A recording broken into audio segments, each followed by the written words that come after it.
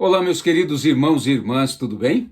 Continuando nosso projeto de pregações expositivas sequenciadas de toda a Bíblia, quero convidar você a tomar a sua Bíblia aí com amor, reverência e fé e abri-la em Mateus capítulo 5. Leremos os versículos 14, 15 e 16. Acompanhe com fé a leitura da Santa Palavra de Deus. Vós sois a luz do mundo. Não se pode esconder a cidade edificada sobre um monte, nem se acende uma candeia para colocá-la debaixo do alqueire, mas no velador, e alumia a todos os que se encontram na casa. Assim brilhe também a vossa luz diante dos homens, para que vejam as vossas boas obras e glorifiquem a vosso Pai que está nos céus. Amém? Vamos orar. Senhor nosso Deus, a tua palavra foi aberta, lida, será explicada e aplicada ao nosso coração, que esta obra graciosa, gloriosa de aplicação espiritual ocorra em nós pelo poder da presença do Espírito Santo do Senhor. Assim cresceremos para o reino do Senhor. Dai-nos esta graça em nome de Jesus, nosso Deus, nosso Rei e Salvador. Amém. Meus queridos amigos e amigas, aqueles que estão familiarizados com a literatura de ficção científica, conhecem muito bem o clássico O Cair da Noite, do famoso escritor Isaac Asimov. Esse livro se tornou o melhor e mais importante conto de ficção científica de todos os tempos. Nesse livro, o mestre Asimov nos apresenta Lagash, um planeta iluminado por 6 sóis. Em Lagash não existe escuridão, e lá a escuridão é tida como uma catástrofe, caso ela chegue ao planeta, e se chegar, levará ao fim aquela humanidade. A história do livro se inicia com um grupo de cientistas se reunindo para discutir sobre uma possível catástrofe, um possível dia escuro que chegaria em breve, segundo seus estudos e previsões. Não só discutiam o assunto, mas esperavam de fato o tão temido dia em que os 6 sóis sumiriam e a escuridão cairia sobre a terra de Lagash. Acreditavam que quando esse momento chegasse, os seres humanos daquele lugar, não sabendo lidar com as trevas que os cercariam, entrariam em um processo de loucura que seria o início do fim. O conto apresenta personagens interessantes. Além dos cientistas, existe um jornalista que está reunido com os mesmos a fim de registrar tudo para uma possível matéria. Estão presentes ainda um psicólogo, um sacerdote, arqueólogos, historiadores, professores, religiosos e outros tantos. Isaac Asimov, o autor do livro, constrói debates interessantes, onde de um lado está a ciência e do outro a religião, e a famosa noite é vista como o Armagedon. Ao cair da noite, essa história fascinante se passa no planeta fictício de Lagash, planeta que nunca escurece. Tamanho é o medo dos lagashianos viverem na escuridão, que mesmo para dormir, a grande maioria tem pelo menos uma lâmpada ao lado da cama. Tudo ia bem em Lagash, até que 2 cientistas distintos fazem descobertas em seus ramos de atuação. Cífera, arqueóloga, descobre ruínas de uma antiga cidade sobreposta a outras ruínas de uma civilização ainda mais antiga, que também está sobreposta sobre outras ruínas. Depois de uma análise mais apurada, ela descobre que as ruínas são separadas pelo mesmo intervalo preciso de tempo. A segunda descoberta é feita pelo astrônomo Binet, que percebe um erro nos cálculos da teoria gravitacional que rege os movimentos de Lagash. Ao consultar seu tutor, formulador da tal teoria gravitacional, ambos chegam à conclusão de que existe mais um astro desconhecido circundando o planeta Lagash, uma lua que não podia ser vista a olho nu, devido à constante presença dos sóis. Acontece que uma vez a cada 2000 anos, no momento em que há somente um sol no céu, a órbita de tal lua coincide com a desse sol, gerando assim um imenso eclipse, o que deixa o planeta todinho na escuridão total. O problema é que ninguém lá está acostumado com a noite. E quando isso acontece, todo o planeta enlouquece, com pessoas regredindo à sua forma mais primitiva, tocando fogo em tudo para afastar a escuridão, e toda a civilização cai no caos total. É aí que entra a descoberta de Cífera, pois a civilização leva outros 2000 anos para se reerguer, que é quando tem o eclipse, e ela cai de novo, levando outros 2000 anos para voltar ao mesmo ponto, e cai mais uma vez, e assim por diante. O planeta Lagash sempre vai estar mergulhado na escuridão, mesmo que por algumas horas, e aquela humanidade vive em desespero.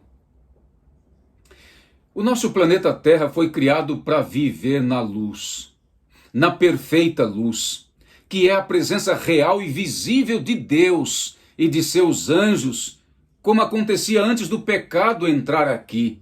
Depois do pecado, a Terra mergulhou na escuridão e no caos, mas Deus, nosso Deus, resolveu o problema por meio de Cristo, ao enviá-lo à Terra para morrer em nosso lugar. E ele veio e morreu e ressuscitou e voltará para nos buscar e nos colocar no reino glorioso de seu Pai, a cidade santa de Deus, a Jerusalém celestial, cidade que não precisa nem do sol e nem da lua para lhe darem claridade, porque o Senhor nosso Deus a ilumina e Jesus é a sua lâmpada. Ouça com atenção a emocionante promessa de Jesus no Apocalipse. A cidade não precisa nem do sol, nem da lua para lhe darem claridade, pois a glória de Deus a iluminou, e o Cordeiro é a sua lâmpada. As nações andarão mediante a sua luz, e os reis da terra lhe trazem a sua glória. As suas portas nunca, jamais se fecharão de dia, porque nela não haverá noite, nunca mais haverá qualquer maldição. Nela estará o trono de Deus e do Cordeiro. Os seus servos o servirão, contemplarão a sua face, e na sua fronte está o nome dele. Então já não haverá noite, nem precisam eles de luz de candeia, nem da luz do sol, porque o Senhor Deus brilhará sobre eles e reinarão pelos séculos dos séculos. Apocalipse capítulo 21 e também capítulo 22. Enquanto esse dia não chega, meus amigos e amigas, os discípulos de Jesus seguem na luz, portando a luz e disseminando a luz. Vamos entender esse assunto abordando 3 grandes pontos principais. O primeiro, a terra se perdeu e mergulhou na escuridão moral e espiritual quando pecou. O segundo, Deus elaborou um plano para tirar a terra da escuridão, do pecado, e devolvê-lo à luz da pureza e da perfeição. Terceiro, o plano de iluminar o mundo com a salvação foi realizado por Jesus, e seus discípulos são os representantes desse plano aqui na terra. E no final, nós vamos extrair algumas lições espirituais e seremos alimentados pela graça de Deus com a promessa de Jesus de nos levar para morar com Ele em uma cidade de luz e de glória. Ao olharmos para o relato bíblico da criação da terra, nós vemos que a terra, no princípio, era sem forma e vazia, e havia trevas sobre a face do abismo. Tudo era escuridão aqui, antes da semana da criação, antes da vinda da luz e da vida. Tudo era escuridão e vazio. Mas quando o Senhor Deus disse, haja luz, e começou a criar todas as coisas nos céus, na terra e debaixo da terra, o planeta ficou totalmente iluminado. Totalmente iluminado. Tudo isso aqui era um paraíso, um lugar de luz, de paz, de alegria. Nada havia aqui de trevas, somente a noite física, que era necessária no processo da manutenção da vida. Adão e Eva estavam acostumados com esse estilo de vida, de tarde e manhã um novo dia. A vida na terra não era nas trevas, e sim na luz, na perfeita luz. A vida não estava na escuridão, não. Mesmo depois do pecado, tirando os abalos e variações climáticas em sentido físico natural de noite e dia, o planeta segue a sua normalidade desde a criação. Mas no sentido espiritual, meu amigo, minha amiga, os moradores da Terra foram afetados e passaram a viver num planeta escuro, totalmente escuro, espiritualmente falando. A Terra, que era sem forma e vazia e escura, antes da chegada da luz e da vida, com a desobediência de Adão e Eva, a ordem de Deus, voltou a ser sem forma, vazio e escuro esse planeta em sentido espiritual. A partir de Gênesis 3, toda a terra ficou escura, toda ela. A humanidade passou a viver a escuridão espiritual, ou seja, se afastou de Deus e passou a sofrer e a morrer. O Senhor disse ao casal lá no jardim do Éden: no dia em que dela comeres, certamente morrerás. O casal, fascinado com as palavras mentirosas da serpente tentadora, desobedeceu, e a palavra de Deus se cumpriu: multiplicarei sobremodo os sofrimentos da tua gravidez, e em meio a dores darás à luz filhos. O teu desejo será para o teu marido, e ele te governará. E a Adão disse: visto que atendeste à voz da tua mulher, e comesse da árvore que eu te ordenara não comesses, maldita é a terra por tua causa. Em fadiga obterás dela o sustento durante os dias de tua vida. Ela produzirá também cardos e abrolhos, e tu comerás a erva do campo. No suor do teu rosto comerás o teu pão, até que tornes a terra, pois dela foste formado, porque tu és pó, e ao pó tornarás. Pronto. A escuridão espiritual cobriu a terra, cobriu a mente, cobriu o coração de todos os homens e mulheres, porque todos pecaram, escreveu Paulo, apóstolo, em Romanos capítulo 3. Ouçam esse relato do profeta Isaías a respeito do estado dos moradores da terra. Não há retidão em nosso meio. Não sabemos viver de modo justo. Procuramos luz, mas só encontramos trevas. Procuramos claridade, mas andamos na escuridão. Apalpamos as paredes como cegos, andamos tateando como quem não tem olhos. Mesmo no mais claro meio-dia, tropeçamos como se fosse noite. Entre os vivos, somos como os mortos. Rugimos como ursos. Gememos como pombas. Procuramos justiça, mas ela nunca chega. Procuramos salvação, mas ela está distante de nós. Nossos pecados estão amontoados diante de Deus e testemunham contra nós. Sim, sabemos que somos pecadores. Sabemos que nos rebelamos e negamos o Senhor. Demos as costas para o nosso Deus. Sabemos que fomos injustos e opressores. Planejamos cada uma de nossas mentiras. Nossos tribunais se opõem ao que é certo. Não há justiça em parte alguma. A verdade anda tropeçando pelas ruas e a honestidade foi banida. Sim, a verdade sumiu. E quem rejeita o mal é perseguido. O Senhor viu tudo isso e se desagradou de não encontrar justiça alguma. Isaías 59. A escuridão cobre a terra. Densas trevas envolvem os povos. Prosseguiu escrevendo o profeta Isaías, agora no capítulo 60. O que é que foi feito para que a luz da salvação pudesse brilhar na terra novamente? A Bíblia nos ensina, meu amigo, que somente Deus, o Deus Trino, Pai, Filho e Espírito Santo, é a luz. E, portanto, somente Ele tem o poder de iluminar o mundo e os corações pecadores. Deus é luz, e nele não há trevas nenhuma, escreveu São João, apóstolo, na sua primeira carta, capítulo 1, versículo 5. Jesus disse: eu sou a luz do mundo. Quem me segue não andará em trevas, mas, pelo contrário, terá a luz da vida. João capítulo 8. A Bíblia diz em Hebreus capítulo 12 que Deus é fogo consumidor, e representado também pelo Espírito Santo, que em algumas ocasiões é simbolizado pelo fogo, não somente para juízo, mas também para revestimento de poder e purificação, como pregou o profeta João Batista. O fogo aquece e ilumina, como o Espírito Santo purificador, anunciado por Isaías, lá no seu capítulo 4. Deus se manifestou várias vezes ao seu povo numa coluna de fogo, escreveu Moisés em Êxodo capítulo 13. Por isso, relacionamos o fogo ao Espírito Santo de Deus. No Pentecostes, por exemplo, o Espírito Santo desceu em forma de línguas de fogo e pousou sobre os apóstolos de Jesus. O Espírito Santo, simbolizado pela luz, é aquele que revela o pecado do coração humano e expulsa as trevas da alma, iluminando todo o ser para a glória de Deus. O nosso Deus Trino preparou um povo para, por meio dele, iluminar o mundo todo.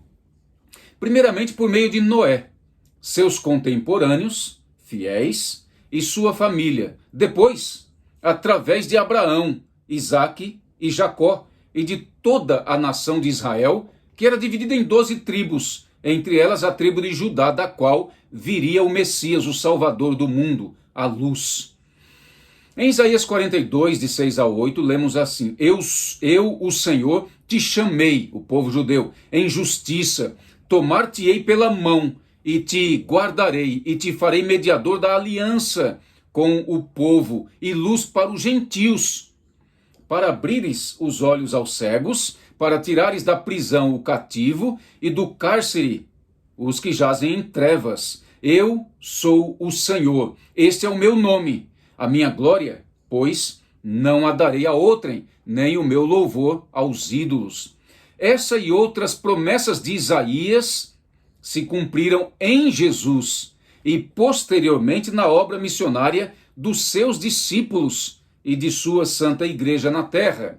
Quando o Senhor Jesus veio ao mundo da descendência de Davi, ele veio para os seus filhos judeus, mas eles não o receberam. Então Jesus chamou discípulos e os instruiu para a missão de iluminar o mundo inteiro. Por isso Jesus disse: enquanto estou no mundo, sou a luz do mundo. E também disse: vós sois a luz do mundo. Mateus escreveu que Jesus chamou discípulos e deu sua autoridade para eles realizarem a sua e mesma obra no mundo. Tendo chamado, está escrito, os seus 12 discípulos, deu-lhes Jesus autoridade sobre espíritos imundos, para os expelir e para curar toda sorte de doenças e enfermidades. E a estes 12 enviou Jesus, dando as seguintes instruções: não tomeis rumo aos gentios, nem entreis em cidade de samaritanos, mas de preferência procurai as ovelhas perdidas da casa de Israel. E Jesus, após a sua morte, veio ao encontro de Saulo de Tarso, numa luz, e o chamou como luz para os gentios, para os povos que não eram judeus. Meus amigos, os judeus como nação perderam seu status de povo escolhido como luz para o mundo, quando rejeitaram a luz, Cristo. Ao longo de sua história, a nação judaica, como povo escolhido, sempre rejeitou os profetas de Deus e sempre foi castigada em cativeiros. Finalmente, quando Jesus veio como o Messias para o seu povo, foi também rejeitado abertamente. Depois de muitos escárnios e injustiças praticadas a ele, o mataram na cruz. Em seguida, perseguindo seus apóstolos, os mataram um a um. Logo após toda essa barbaridade, foram atrás do apóstolo Paulo e o executaram em parceria com Roma. Em consequência de tudo isso, Deus enviou um juízo sobre a cidade de Jerusalém e sobre o templo sagrado deles, permitindo que os romanos os destruíssem no ano 70. A partir desse acontecimento, muitos milhares de judeus foram vendidos para servir como escravos em terras pagãs, como náufragos numa praia deserta. Foram espalhados entre as nações está escrito no livro Atos dos Apóstolos, página 379. Como nação, os judeus perderam definitivamente a posição de povo de Deus. Mas atenção, atenção. Evidentemente que muitos, ao longo da história dos hebreus, aceitaram a Jesus como Senhor e Rei. E esses eram chamados pelos profetas de remanescentes. A pregação de João Batista foi ouvida por todos da sua época e muitos aceitaram a Jesus como Messias de Deus, enviado à terra. E muitos deles foram batizados no Rio Jordão naquela ocasião. Os próprios discípulos que seguiam a Jesus eram judeus, e os apóstolos também o eram. A igreja primitiva era constituída em sua grande maioria de judeus. Está escrito que quem receber a Jesus como seu Senhor e Salvador será filho de Abraão e herdeiro do reino de Deus. Gálatas capítulo 3. Também está escrito: mas a todos quantos o receberam, deu-lhes o poder de serem feitos filhos de Deus, aos que creem no seu nome. João capítulo 1. Hoje, o povo de Deus é constituído de todos os que em verdade receberam e recebem a Jesus como seu Senhor e Salvador, e são batizados nas águas para remissão de pecados, e vivem a vida que Jesus viveu e realizam a obra que Jesus realizou. A esses, Jesus disse: vós sois a luz do mundo. Não se pode esconder a cidade edificada sobre um monte, nem se acende uma candeia para colocá-la debaixo do alqueire, mas no velador, e alumia todos que se encontram na casa. Assim brilhe também a vossa luz diante dos homens, para que vejam as vossas boas obras e glorifiquem a vosso Pai que está nos céus. Vamos entender mais amplamente essa passagem, centralizando-a primeiramente em Cristo, e depois nos seus discípulos iniciais e nos seus discípulos finais, tá bem? Jesus estava no início da criação da terra, iluminando toda a terra com a sua própria luz. Gênesis capítulo 1. Como já mencionamos anteriormente, ele, Cristo, é a fonte de toda luz e é portador da luz da salvação para todos os povos da terra. Jesus estava lá no deserto de Midian com a sua luz gloriosa, enchendo a sarça ardente da luz da sua presença. E Moisés foi atraído até ela. Jesus é aquele ser glorioso que desceu no monte Sinai, à vista de Moisés e de todo o povo, iluminando inclusive o próprio rosto de Moisés, seu servo. Jesus é aquele ser iluminado e glorioso que apareceu a Daniel na Babilônia, cujos olhos eram como chamas de fogo, seu rosto como relâmpago, seus ombros como ouro puro, seu corpo como berilo e seus pés brilhantes como bronze. Jesus é aquele ser iluminado que apareceu a João Batista no Rio Jordão para ser batizado, e o foi batizado sob as palavras: deixa por enquanto, porque assim nos convém cumprir toda a justiça. Mateus capítulo 3. Ao pronunciar essas palavras, sua face iluminou-se com a mesma luz celestial que Simeão havia contemplado.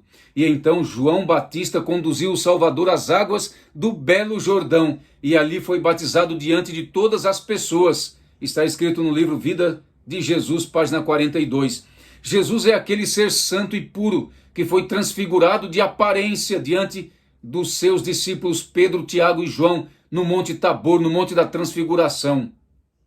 Mateus descreveu o Senhor brilhantemente, dizendo que o seu rosto, ali naquela montanha da Transfiguração, resplandecia como o sol, e as suas vestes eram brancas como a luz. Mateus 17. Mais tarde, quando ele foi crucificado, houve trevas sobre a terra. Mateus, o evangelista Mateus, escreveu que desde a hora sexta até a hora nona, houve trevas sobre a face de toda a terra. Isto é, das 12 horas às 15 horas a terra escureceu. Aparentemente a grande luz estava se apagando ali, na cruz. E de fato houve trevas sobre toda a terra. Mas ele, Cristo, ressuscitou glorioso para confirmar a salvação do mundo e fortalecer o chamado e o envio dos seus discípulos para que o mundo continuasse sendo iluminado com a luz de sua presença e de sua salvação, agora representados pelos seus discípulos e também pela igreja de Jesus. Mateus 28 diz que o anjo glorioso de Deus desceu do céu e rolou a grande pedra que selava o túmulo de Cristo. Após sua gloriosa ressurreição, Jesus passou mais 40 dias na terra com os seus discípulos e aparecendo a muitos, até que ele foi para o Monte das Oliveiras com os seus discípulos para reforçar o chamado, a missão de evangelizar o mundo e depois subir ao céu. Disse o mestre da Galileia: ide e fazei discípulos de todas as nações da terra, e estou convosco todos os dias até a consumação dos séculos. Saindo dali do Monte das Oliveiras, os discípulos foram cheios de alegria para o templo, para louvar a Deus. O Evangelho de Lucas diz assim: então eles, os discípulos, adorando-o, voltaram para Jerusalém, tomados de grande júbilo, e estavam sempre no templo louvando a Deus. E saíram a pregar para o mundo, com ousadia, o Evangelho Salvador de Cristo. Mas não demorou muito. Após a ressurreição de Jesus, ele próprio desceu do céu, na sua gloriosa luz, e apareceu a Saulo na estrada de Damasco e o fez apóstolo, enviando-o aos gentios para que estes conhecessem a grande luz da salvação. Mais tarde, o Senhor Jesus ressuscitado apareceu ao seu apóstolo João na ilha de Pátimos, na Ásia Menor. A passagem de Apocalipse 1 é gloriosa. Ouça bem essa linda passagem. Voltei-me para ver quem falava comigo, e voltado vi 7 candeeiros de ouro, e no meio dos candeeiros um, semelhante a filho de homem, com vestes talares e cingido à altura do peito com uma cinta de ouro. A sua cabeça e cabelos eram brancos como alva lã, como neve, os olhos como chama de fogo, os pés semelhantes ao bronze polido, como que refinado numa fornalha.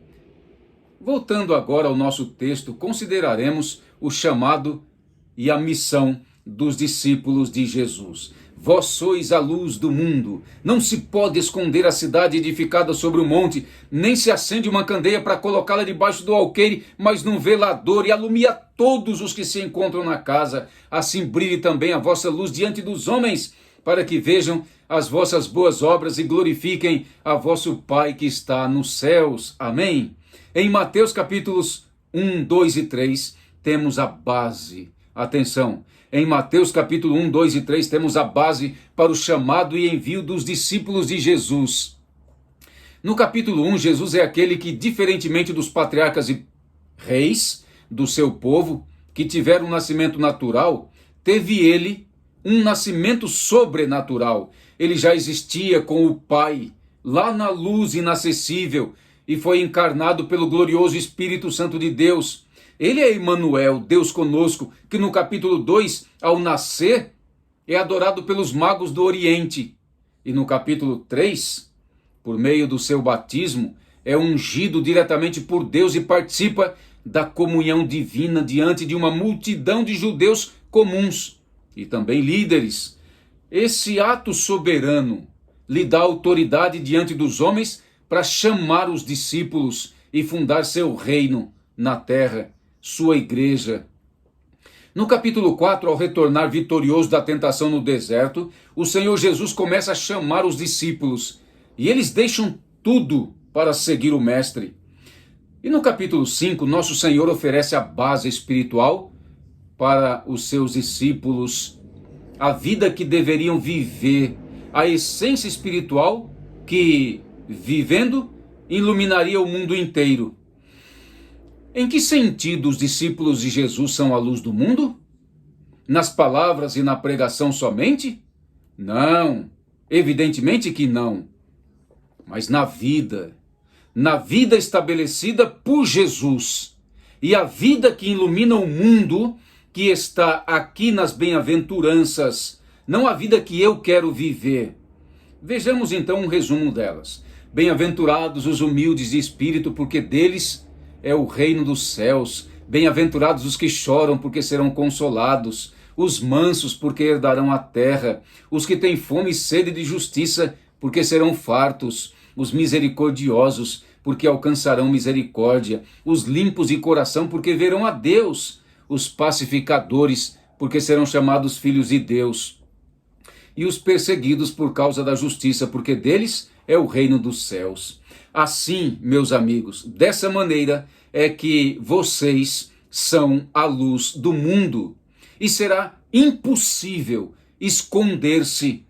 Todos os seres humanos ao redor vão vê-los e vão se aproximar de Deus e vão glorificá-lo também, como vocês. Unido ao estilo de vida apresentado nas bem-aventuranças, Jesus deu sua autoridade aos seus discípulos para expelir demônios e para curar toda sorte de doenças e enfermidades. Também os instruiu da seguinte maneira: não vão aos gentios, nem aos samaritanos, vão às ovelhas perdidas da casa de Israel. Anuncie que o reino dos céus está próximo. Curem os doentes, ressuscitem os mortos, purifiquem os leprosos e expulsem os demônios.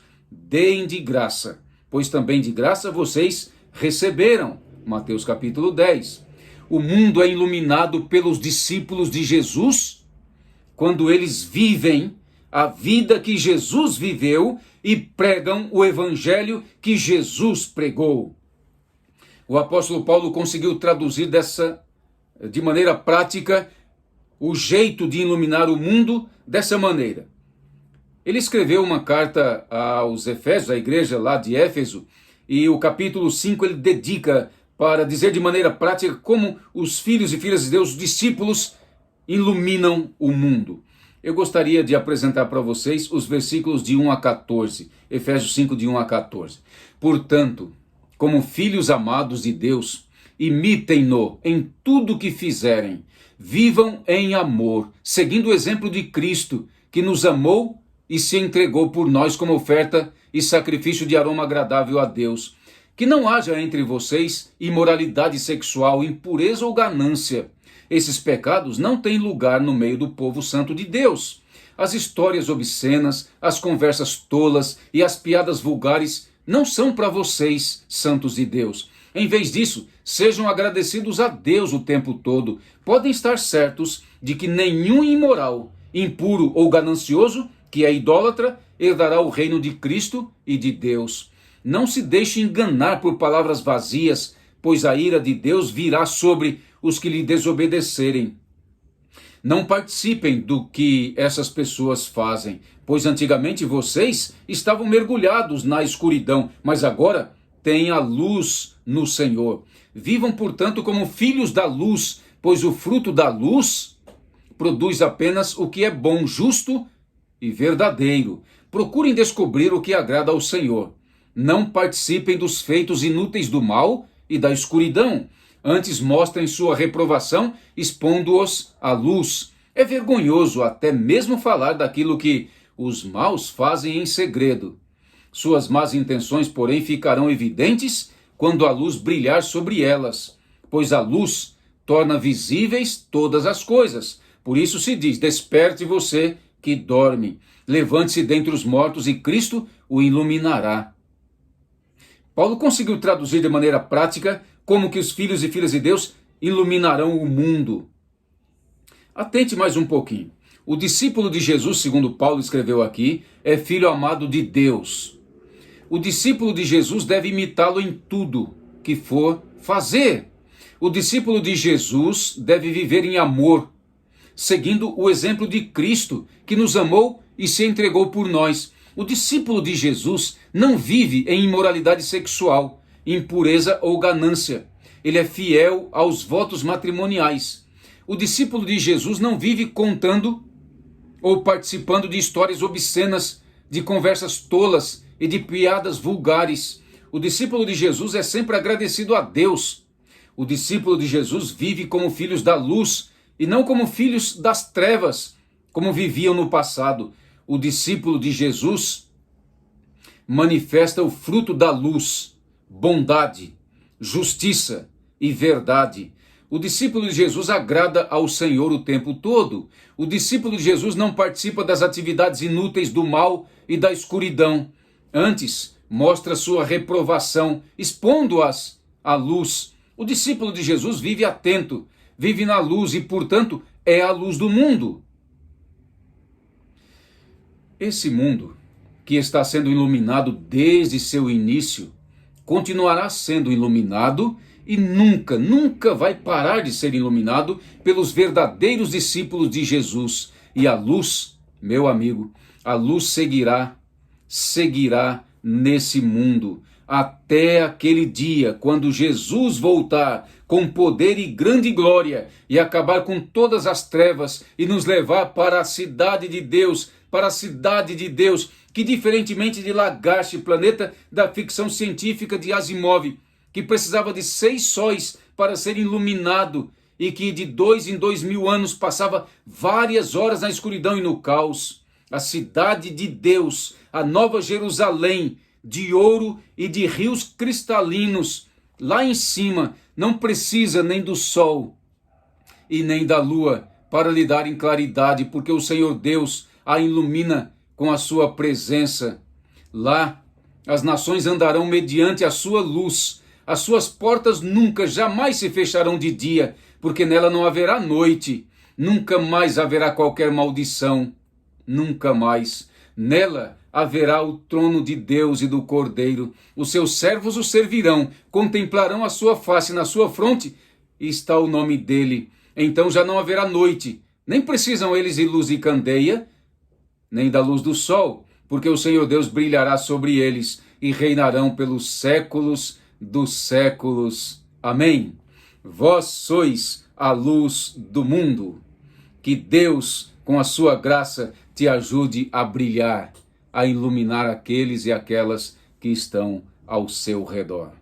Senhor Deus, nesse momento, humildemente, em nome de Jesus, eu entrego em tuas mãos a minha vida e a vida de todos meus irmãos e irmãs, amigos e amigas espalhados pelo mundo, para que pela presença gloriosa do Espírito Santo sejam iluminados e possam iluminar as pessoas ao seu redor. Que essa graça aconteça em nós, para a glória do Senhor, em nome de Jesus, nosso Deus, nosso Rei e Salvador. Amém.